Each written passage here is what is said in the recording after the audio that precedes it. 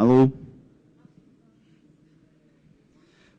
Boa tarde, pessoal. E desculpa a demora. A gente teve uns probleminhas técnicos que o meu adaptador não funcionou. Já era algo meio que previsto, mas conseguimos um emprestado, então vai dar para seguir sem problemas. Só antes de começar, eu queria ver, assim, por curiosidade, quem de vocês é programador? Acho que a grande maioria. Tá, que essa talk é focada em programação mesmo. Eu vou falar de Docker, que é uma ferramenta de deploy, de DevOps, mas focado mais em como usar ela como auxiliar no desenvolvimento de software.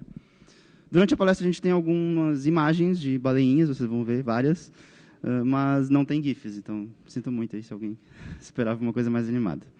Antes de começar, o nome da talk é Docker para desenvolvedores preguiçosos. E eu queria comentar de um artigo que foi bem comentado, foi bem divulgado na internet há uns meses atrás, no Reddit, sobre um programador que automatizou seus processos e passou 6 anos sem fazer nada na empresa. Assim, não sei se vocês já provavelmente ouviram falar desse artigo. Tem o link. Dá para acessar depois. O artigo foi deletado, na verdade, o original, mas tem o link no Internet Archive, para quem quiser conferir o artigo original. Mas, resumindo assim, esse programador foi contratado por uma empresa e ele trabalhava num sistema de... Ele trabalhava com testes de um sistema, basicamente. E daí ele resolveu, nos primeiros meses, eu acho, de trabalho, ele criou alguns scripts para automatizar o processo dele, e a partir daí ele não precisou fazer nada. É um pouco exagerada esse artigo, porque diz que ele passou 6 anos sem realmente fazer nada, eu acho isso bem impossível de acontecer, e acabou sendo despedido por isso depois.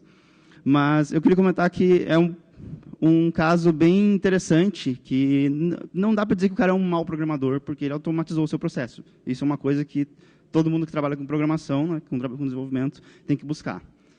E é sobre isso que eu vou falar, sobre a gente reduzir o nosso trabalho e automatizando processos.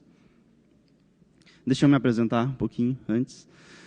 Meu nome é Paulo, eu sou graduado em Tecnologia para Sistemas pela Internet, pela Universidade Fevale, e trabalho na CodeMiner 42. E eu sou usuário Linux desde 2005, mais ou menos ao mesmo tempo que eu comecei a programar, um pouquinho antes, talvez. Então, são mais de 10 anos aí mexendo com Linux. Atualmente eu uso Arch Linux, então, só por curiosidade. Esse primeiro link é o meu blog pessoal, onde eu posto algumas coisas sobre tecnologia, mas também sobre coisas pessoais, sobre livros, às vezes, jogos, outras coisas que eu gosto. Então, não esperem que é só sobre tecnologia, mas tem algumas coisas interessantes também. E o segundo link todas as minhas palestras são publicadas lá. Geralmente eu uso essa mesma ferramenta, então, qualquer dúvida que vocês tiverem depois, queria pegar um link, uma referência, algum slide a mais, dá para consultar ali. Por último, é o meu Twitter. Então, vamos começar. Então, mais uma palestra sobre Docker, né? Eu até não conferi muito a fundo a programação do Fizzly, mas imagino que deva ter outras, porque é uma ferramenta praticamente nova e tem muita gente falando sobre. Mas eu não quero ter uma abordagem como das outras palestras, né? A minha ideia aqui é ser algo mais prático. Por que isso? Porque, geralmente, quando alguém vem apresentar Docker numa palestra, começa a mostrar como se utiliza o Docker, principalmente o Docker Engine, o core dele, mostrando vários comandos, como construir imagens, etc. E acaba sendo muita informação, né? Citando outro artigo aqui, isso aqui é um artigo que saiu no CircleCI, no blog do CircleCI, onde, no caso do artigo, é bem engraçado esse artigo, então eu recomendo. Um programador foi falar com o profissional de DevOps da empresa porque ele queria publicar um site. E ele perguntou, como é que eu faço para publicar um site no Heroku?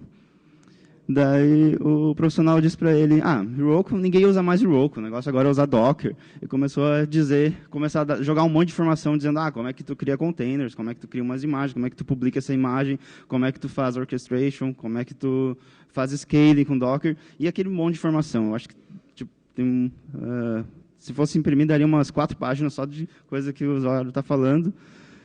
E mostrando toda a gama de ferramentas que tem no sistema do Docker, né, no ecossistema do Docker. Só para mostrar para vocês aqui, eu não vou citar tudo isso, tá? A minha ideia é justamente evitar isso, que tem muita coisa que dá para se fazer e tem muitas coisas que dá para se utilizar em Docker, né? E, trazendo isso para uma talk, acaba sendo muita coisa e o usuário fica, tipo, eu não consigo acompanhar isso, eu não consigo absorver e acaba se afastando de Docker, porque é uma coisa muita informação e o negócio é ficar na minha zona de conforto, né?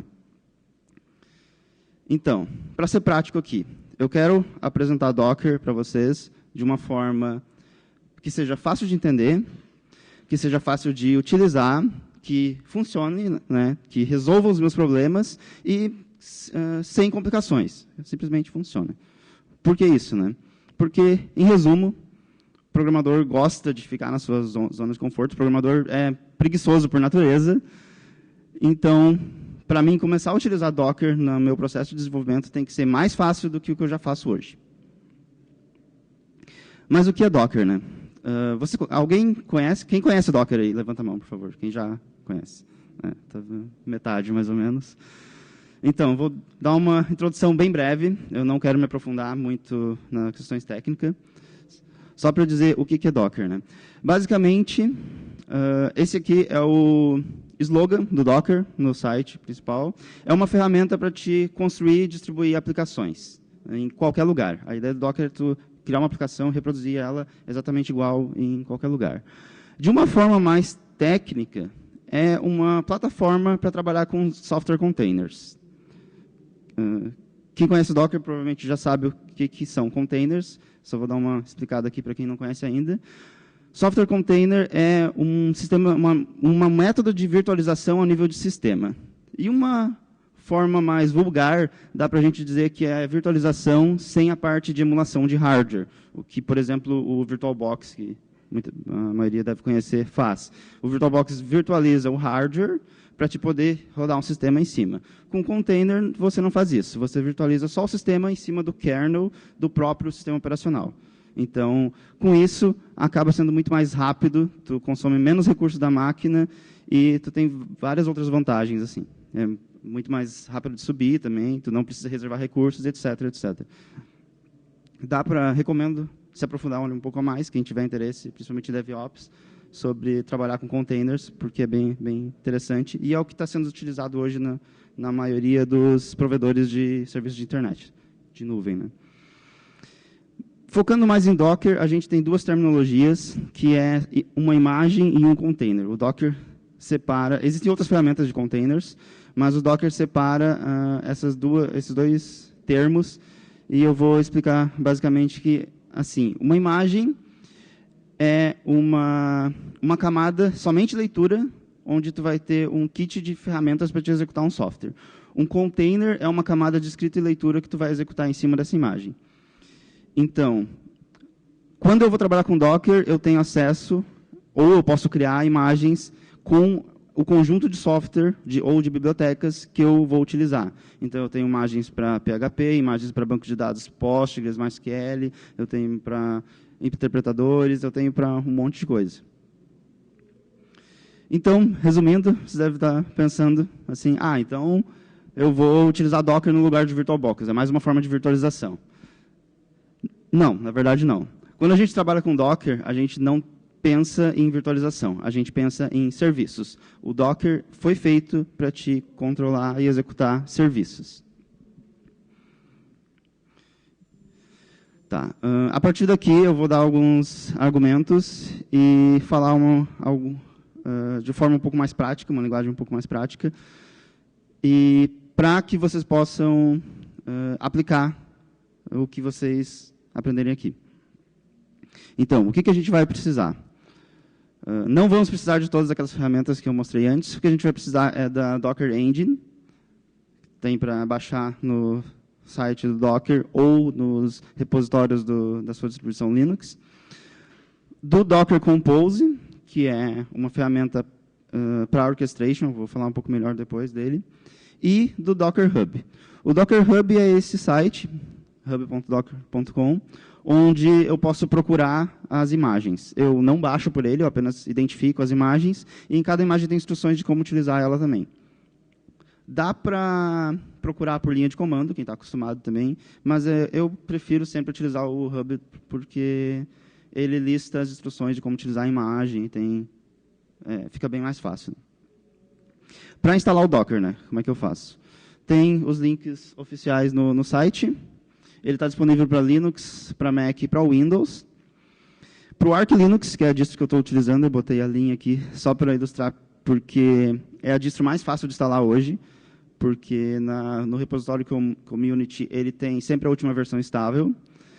Para o Ubuntu e Linux Mint, precisa adicionar um repositório extra para te conseguir pegar a última versão. E para outras distros eu não tenho certeza, mas eu acho que é mais ou menos o mesmo esquema também. Mas, em resumo, você consegue pegar a última versão estável para qualquer distro Linux sem muita dificuldade. Para usuários Mac e Windows, até a versão 1.7, a gente tinha o boot do Docker. Só para explicar o porquê, Docker funciona em cima do kernel Linux, né? Os containers funcionam em cima do kernel Linux, então você precisa do ambiente Linux. Em Mac e Windows, tu acaba precisando virtualizar esse ambiente Linux para poder trabalhar com Docker. Até o 1.7, essa virtualização era feita com o boot do Docker, que é uma imagem Linux bem reduzida só para rodar containers, e utilizava a VirtualBox. A partir do 1.8, foi criado o Docker Matching, que é uma ferramenta oficial do Docker, a partir daí, para te controlar máquinas virtuais para rodar containers. E tinha o Docker Toolbox, que facilitava porque ele instalava um conjunto de ferramentas, incluindo o Docker Matching. E ele ainda utilizava VirtualBox. Na prática, principalmente com o Docker Toolbox, dá para trabalhar muito bem com Docker, ele é bem estável, mas tem aquele probleminha de que ainda é uma máquina virtual, ainda roda em cima do VirtualBox, então a gente tem certo impacto em performance e recursos do sistema. A partir do 1.12, ainda está em beta, tá? Desde a versão RC2, foi lançado o Docker para Mac e Windows, né? Nativo daí. Que a grande diferença é que ele utiliza um hypervisor, né? Ele utiliza uma máquina virtual nativa do sistema, ao invés de utilizar o VirtualBox. Então, ele vai utilizar o Chive no Mac e o Hyper-V no Windows, né? Hoje a gente está na versão RC4 e até o final desse mês, eu não lembro que dia, mas a versão estável está sendo lançada até o final desse mês. Tem alguns colegas meus que utilizam Mac e eles já estão usando o Docker for Mac e está bem estável, assim, dá para utilizar de forma transparente, como se estivesse em Linux, até onde eu percebi. Pode ter alguns probleminhas, mas isso é coisa que eu acho que vão ser resolvidas em pouco tempo também. Mas se tu tiver imagens muito grandes, tu pode ter umas limitações de disco. Só para ilustrar, o Docker for Mac tem um utilitário de uma interface gráfica bem simplinha para te reiniciar ele, etc. E ele está integrado no shell do macOS X, né? Então, como é que a gente vai utilizar Docker aqui? A ideia é que gerenciar dependências para desenvolvimento, o foco da minha palestra vai ser basicamente essa. Eu estou desenvolvendo uma aplicação e eu tenho algumas dependências dessa aplicação, né? Essas dependências têm que ser fácil de eu gerenciar. Eu não posso perder tempo controlando banco de dados ou serviços que eu vou utilizar. Então, vamos considerar uma aplicação em potencial aqui. Por exemplo, uma aplicação em Ruby on Rails. Eu botei Ruby on Rails, mas poderia ser qualquer outra plataforma. Tá? Só botei Ruby on Rails porque eu estou mais acostumado atualmente. Então, nessa aplicação Ruby on Rails, eu tenho uma base de dados com Postgres, né? Eu tenho um sidekick, né, um worker rodando em cima de um Redis, então já tem mais um serviço aí. E eu adicionei um Elasticsearch para ter uma busca otimizada na minha aplicação ou no meu site. Inclusive, esse é um setup bem comum que a gente tem na CodeMiner. Tem várias aplicações que a gente trabalha que funcionam dessa forma. O que eu tenho que me preocupar aqui? Se eu sou um programador, o que eu tenho que estar trabalhando constantemente? É só a primeira camada, né? Só a minha aplicação Ruby on Rails, que é onde está o meu código. Porque o resto é serviço, o resto é dependência da minha aplicação. Então, como eu disse, né, o resto é dependência da minha aplicação. Eu não preciso me preocupar muito com isso, eu posso facilmente apagar tudo e começar do zero de novo, sendo que o meu código continua intacto. Então, a minha proposta aqui é basicamente fazer isto. Eu deixo na minha máquina, como no meu ambiente de trabalho, a aplicação, o código-fonte, e o resto eu coloco em container. O resto eu coloco em serviços para me gerenciar com container que eu posso subir ou parar eles à vontade. A dica aqui que eu dou, que é basicamente assim que eu trabalho. Não instale na sua máquina o que você não vai precisar ativamente para o seu dia a dia de desenvolvimento. Isso inclui base de dados, compiladores, serviços de cache, alguns serviços HTTP terceirizados, alguns interpretadores. Dependendo do caso, por exemplo, com o Ruby é bom ter instalado na máquina, porque tem alguns recursos para depuração, principalmente, que facilita. Mas, dependendo do interpretador, PHP, por exemplo, é uma coisa que tu já não precisa ter instalado na máquina. Pode deixar em container também. E etc. Né? Basicamente, não instala o que você não vai usar constantemente. Por que isso? Muitas vezes, algumas dessas dependências são difíceis de instalar. Só para ter uma ideia, no Debian instalar um Postgres é bem chato, porque além de instalar, tu tem que configurar os usuários dele, acessos. Eu acho isso um pé no saco. Ops. Às vezes tem restrições de versões. Por exemplo, eu estou trabalhando numa aplicação que depende do Postgres 9.0, mas para a minha distro Linux, para o meu sistema operacional, eu só tenho até o 8. Daí como é que eu vou instalar isso? Como é que eu vou instalar uma versão mais nova? Eu vou ter que baixar o fonte, compilar. Às vezes eu vou perder horas só para fazer isso. Né? Eu tenho, às vezes, um consumo de recursos que não precisaria, por estar gastando espaço de disco, botando alguns arquivos de configuração que eu não deveria estar me preocupando. O serviço, às vezes, fica rodando em background quando eu não estou usando, etc. Né? E, em resumo, o gasto de tempo que eu tenho para tudo isso. Então, como eu vou fazer isso? Né? Como eu vou terceirizar essa responsabilidade para o Docker? Basicamente, a gente vai utilizar aqui uma ferramenta que é o Docker Compose, que eu tinha listado antes que eu vou precisar. Né? O Docker Compose esse aqui é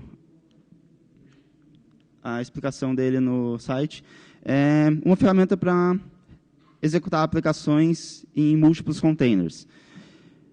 Basicamente, o que ele faz é orchestration. Orchestration é quando eu pego vários serviços e subo dependentes e subo eles ao mesmo tempo e eles se comunicam entre si.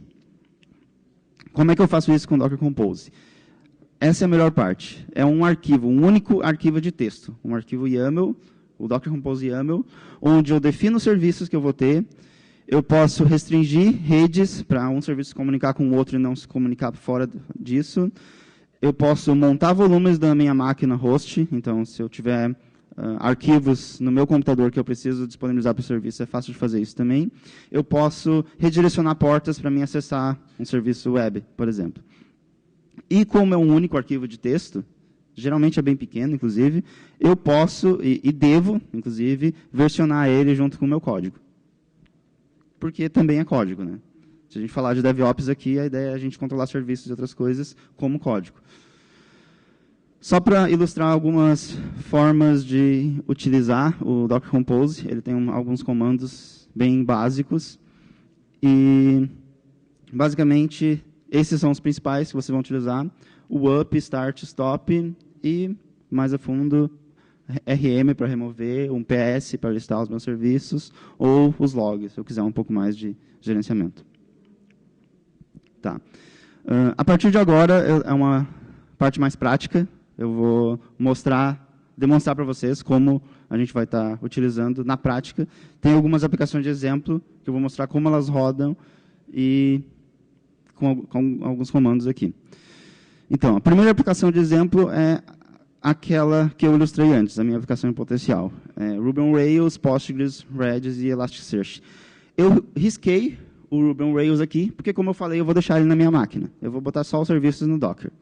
Então, eu vou colocar só o que é dependência, o que eu não preciso estar me preocupando e investindo tempo dentro do Docker. Para isso, eu escrevo esse arquivo, o Docker Compose, onde eu vou estar definindo meus serviços, o nome deles aqui é importante, definindo uma imagem que eu vou te dar nesses serviços. Lembra quando eu falei de imagens e containers? Aqui as imagens que eu pego lá no Docker Ruby, que tem disponível para cada um.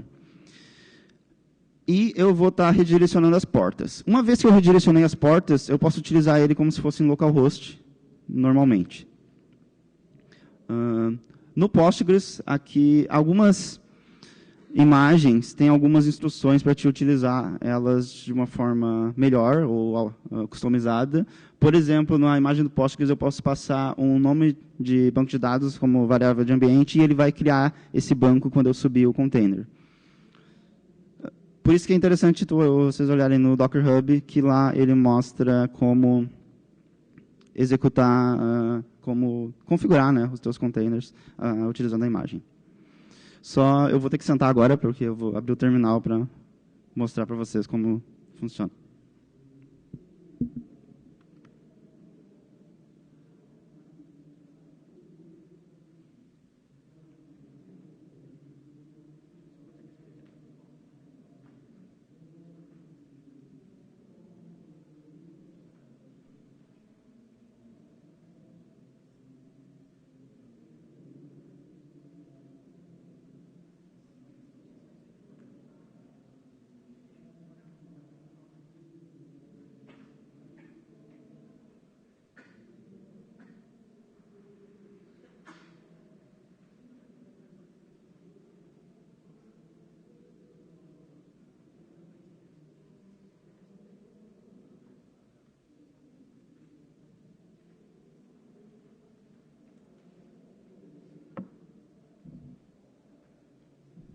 Faltou um suporte para o microfone aqui.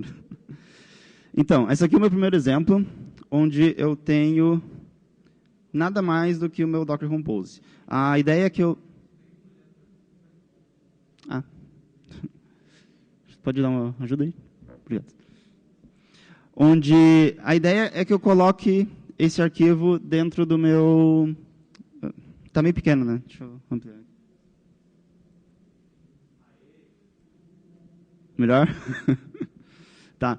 A ideia é que eu versione esse arquivo junto com o meu projeto. Então, ele provavelmente vai estar na raiz do meu projeto e eu vou trabalhar com ele a partir dali. Esse é o arquivo que eu mostrei antes.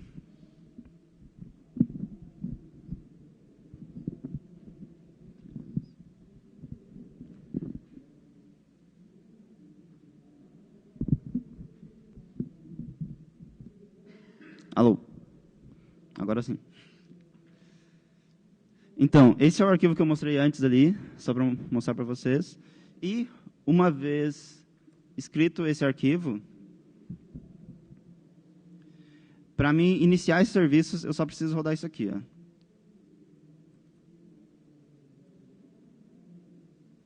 Docker Compose Up. Demora um pouquinho. Nesse caso, se eu não tiver as imagens disponíveis ainda, o Docker Compose vai baixar as imagens para mim primeiro, e então ele vai iniciar normalmente. Se eu já tiver elas na minha máquina, como era o caso aqui, ele só vai utilizar as imagens que eu já tinha para iniciar os serviços. Daí tem uma receita, para cada imagem segue uma receita, onde ele vai fazer isso que vocês estão vendo agora. Ele vai, no caso do Postgres, vai criar a base, etc. E, por último, ele vai disponibilizar as portas. Só para mostrar aqui.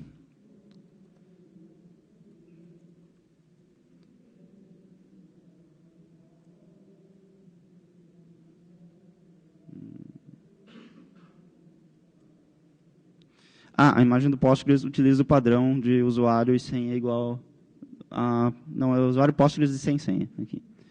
Então, está aqui, está rodando a minha base de dados.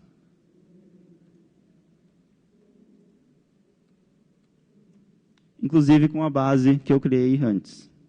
Claro que não tem tabelas, né? Mas eu não tenho Postgres instalado na minha máquina e eu estou com o Postgres rodando em cima do container. O mesmo vale para os outros, né? Por exemplo, o Redis aqui.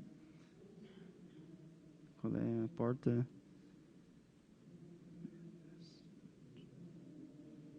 Ops.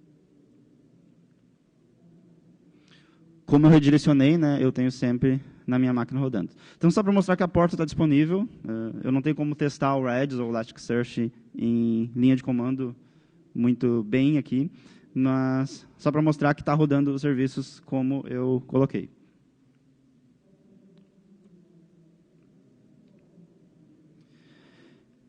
Aqui eu deixei em foreground, né? Daí é só dar um Ctrl+C para parar os serviços. Se eu quisesse rodar eles em background, era só eu passar o Ctrl+D, como eu passei antes. O PS que me mostra os serviços que eu tenho ali e o status deles, né? E depois que eu quiser remover, é só eu dar um RM.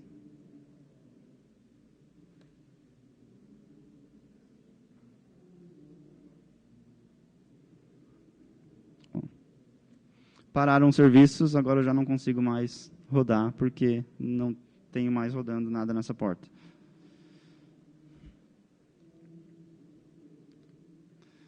Então, esse é o momento de vocês ficarem de boca aberta, assim, porque eu não instalei nada na minha máquina e eu tenho rodando Postgres, Redis e Elasticsearch. Para a gente seguir, então, uma aplicação um pouco mais complicada, não tanto, na verdade, eu vou ter um site estático rodando com o Nginx. Dessa forma, eu só vou ter os fontes do meu projeto, não tenho nada. No outro eu teria a aplicação Rails, né? Nesse caso aqui eu não tenho nada mesmo. Então, a única coisa que eu vou ter é o meu Docker Compose com a imagem Nginx, onde eu vou estar mostrando o volume, eu vou estar montando o meu diretório local no diretório público do Nginx, e eu vou estar redirecionando a porta 80 do servidor para a 8080 da minha máquina.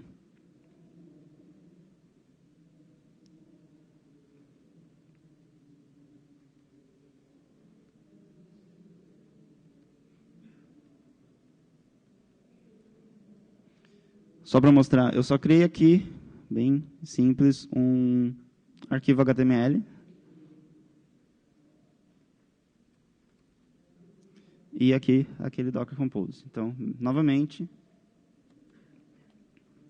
eu rodo o Docker Compose up, ele vai criar um container baseado na minha imagem, com as configurações que eu dei para ela, e está rodando ali.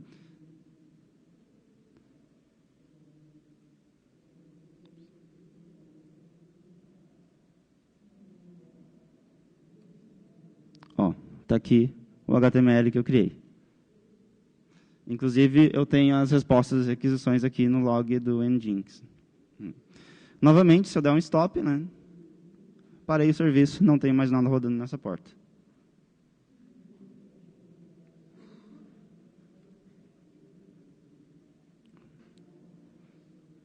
Vou apagar o container aqui só para não ficar.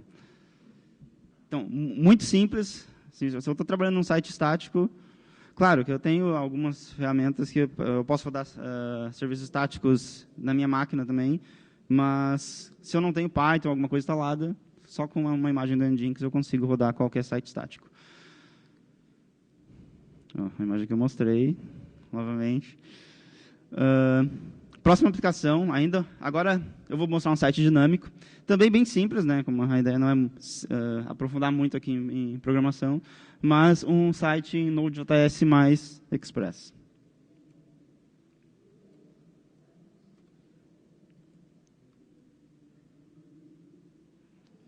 Nesse caso, deixa eu mostrar aqui o meu server. Só para mostrar, esse aqui é o meu server, ele só vai mostrar um Hello World, não tem nada muito complexo aqui. E no meu package.json eu só instalei, não sei se todo mundo conhece o Node, mas eu só botei ele como dependência Express, que é um servidor web. Tem uma coisa interessante aqui, que eu não vou conseguir mostrar para vocês porque eu estou sem internet, mas eu nem preciso ter o Node instalado na minha máquina. Eu só precisaria rodar o comando run aqui, passando o nome do container, e eu posso passar qualquer coisa para o Node do container, como, por exemplo, o npm install. Então, eu posso instalar todas as dependências sem ter o Node instalado na minha máquina. Só para mostrar aqui, eu vou dar um Node "-v" no container, e ele vai me mostrar...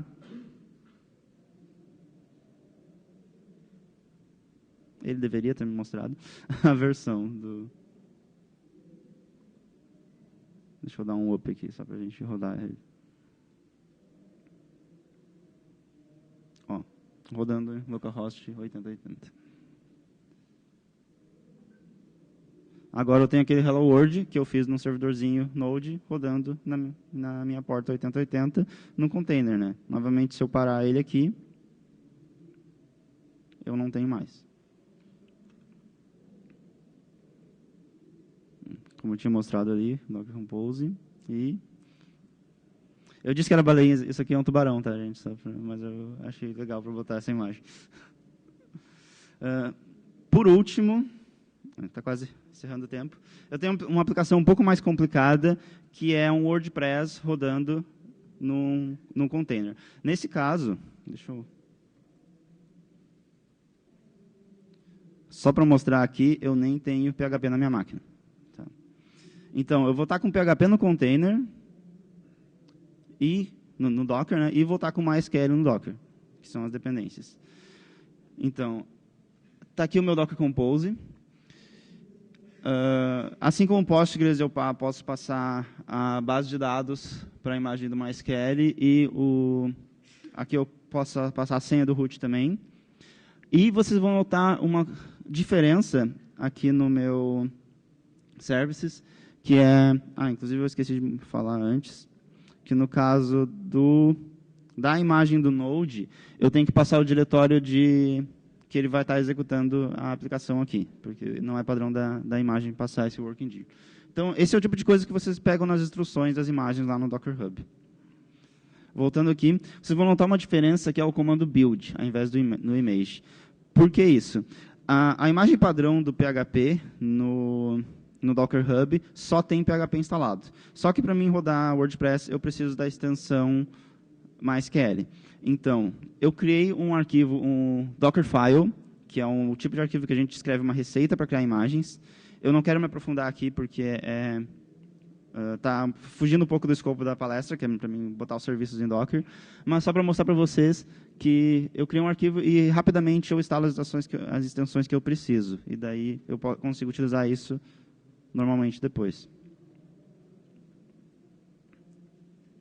Nesse caso, eu tenho a minha instalação do WordPress aqui, completa. E, para facilitar, eu já criei o meu wp-config.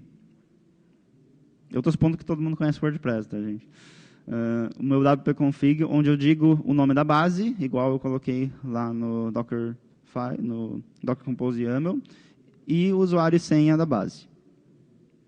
Interessante aqui comentar também que... Deixa eu voltar aqui. Eu não estou redirecionando portas no banco de dados. Eu estou redirecionando no meu server, no web, a porta 8080, mas no banco de dados eu não estou redirecionando porque tem uma rede interna onde eles vão se comunicar um com o outro. Então, aqui eu só preciso dizer que o host é DB, que é o nome do meu serviço, e ele vai estar se comunicando normalmente. Novamente, eu só rodo o Docker Compose up.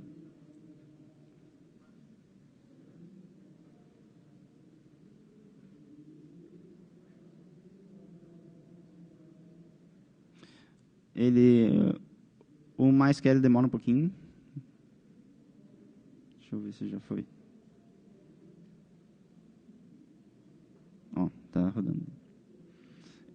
A imagem do MySQL demora um pouquinho porque ele cria a base de dados no diretório do zero.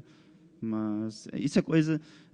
só no primeiro up que eu vou rodar que ele vai fazer isso. Depois que criado o container, eu vou utilizar sempre o mesmo. Então, meus dados são seguros, etc. Enquanto eu não dar o Docker Compose RM.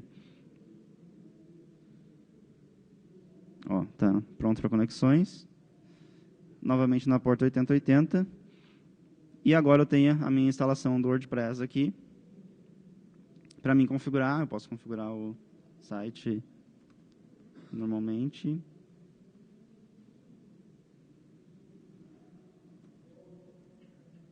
Esse é o meu e-mail.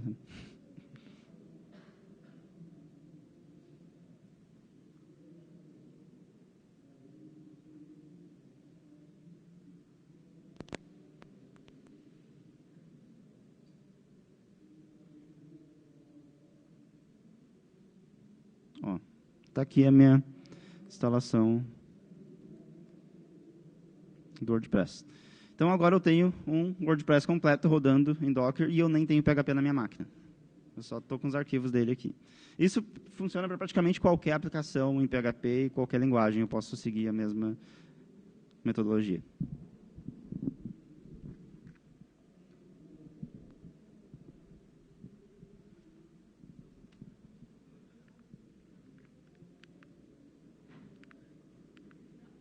Ó, como eu mostrei ali. Esse é o fim da parte prática, então só vou concluir aqui. Espero que eu tenha passado bem a ideia aqui, que como a gente pode utilizar Docker para facilitar o desenvolvimento, basicamente eu me livrando de toda a preocupação de dependências do meu software, né?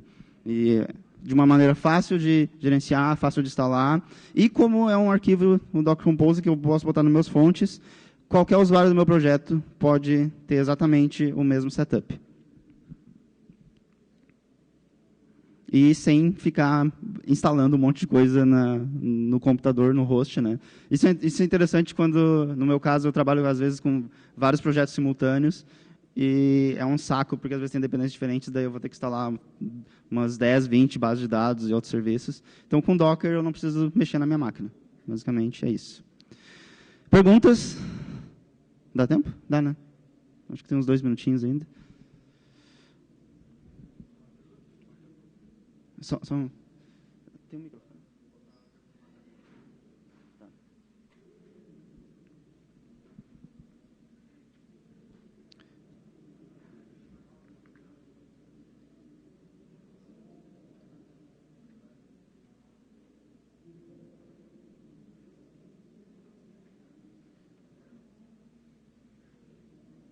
Tá. Eu vou dar preferência, não sei se é o mesmo, mas... é possível fazer uma configuração para Docker Composer onde eu possa facilmente alterar sobre versões diferentes de um mesmo serviço. Por exemplo, HTTP mais PHP 5, HTTP mais PHP 7. Sim. Como eu defino... Quem foi que perguntou essa? Só para mim olhar para a pessoa. Tá.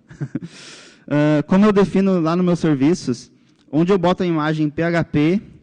eu posso passar qual a versão do PHP para ela, e daí eu posso ter, por exemplo, 2 serviços, um para o PHP 7 e um para o PHP 5, e daí eu só preciso subir o serviço que eu quiser. No meu caso do WordPress aqui, eu basicamente duplicaria aquela linha do serviço web, e daí eu subo só o web PHP 7, por exemplo, quando eu quiser testar com o PHP 7, depois eu derrubo ele, eu dou um stop no serviço e subo do PHP 5. Assim. Inclusive, eu posso subir os 2 juntos, eu só tenho que cuidar para não conflitar as portas, por exemplo. Mas é bem tranquilo de fazer isso. Respondida? Tem outra? Não? Então, aqui, que tinha perguntado. Vai vir mais uma.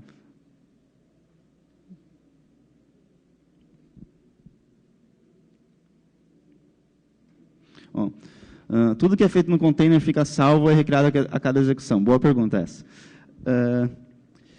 Quem foi que perguntou? Tá. Assim, depende da configuração do teu container no Docker Compose e da configuração da imagem. A maioria dos containers, principalmente os de base de dados, eles têm um volume, que é basicamente um diretório do container, que vai persistir os dados. Então, sempre que tu subir o mesmo container, tu vai ter os mesmos dados, até que tu apague ele. Tem algumas alternativas, por exemplo, eu posso montar um volume para deixar os dados na minha máquina ou, inclusive, no outro container. Mas isso é uma questão configurável mesmo. Então, eu posso controlar a volatilidade dos meus dados. Certo? É possível fazer uma configuração para Docker Composer onde eu possa facilmente alternar versões... Opa, essa foi adiante. É possível ter um espelho em rede local de imagens, containers, para uso dos desenvolvedores da empresa? Sim. Quem foi que perguntou? Tá. Tem 2 formas de fazer isso. A que eu acho mais fácil é criar um Dockerfile. Eu não quis me aprofundar porque tem bastante peculiaridades, mas só para dizer, o Dockerfile é uma receita para criar imagens. Então, eu posso ter um ou mais Dockerfiles e colocar no meu projeto, e cada usuário vai reproduzir exatamente o mesmo ambiente. No projeto que eu estou trabalhando atualmente, a gente tem, eu acho que 5 Dockerfiles, de 5 imagens diferentes, que daí cada usuário vai criar sempre que utilizar um Docker Compose Up. Na primeira vez, ele vai criar as imagens e configurar elas como necessário. A outra forma seria eu publicar as imagens. Assim como tem as imagens no Docker Hub, eu posso criar uma imagem e publicar também no Docker Hub. E seria pública, nesse caso, qualquer um poderia baixar ela. Ou eu posso... no próprio Docker Hub tem serviços privados, que daí é pago, onde eu posso ter uma imagem só para a minha equipe e ninguém mais vai ter acesso. Certo?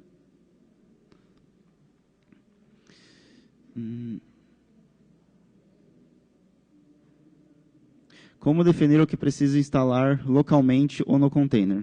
Quem foi que perguntou? Tá.